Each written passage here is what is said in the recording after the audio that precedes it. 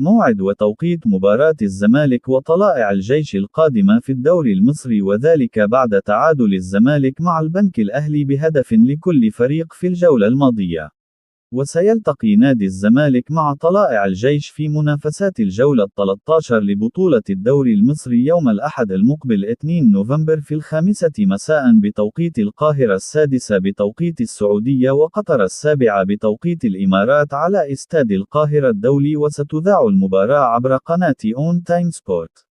ويتواجد نادي الزمالك في المركز الرابع في ترتيب جدول المسابقة برصيد 19 نقطة، بينما يتواجد طلائع الجيش في المركز ال16 برصيد 10 نقاط.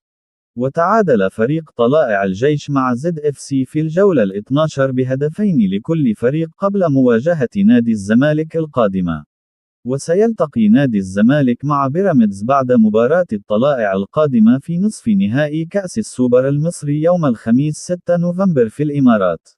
ويسعى نادي الزمالك للفوز في المباراة القادمة وحصد ال3 نقاط وعدم نزيف نقاط أخرى لعدم تصعيب الأمور على الفريق في المنافسة على اللقب هذا الموسم.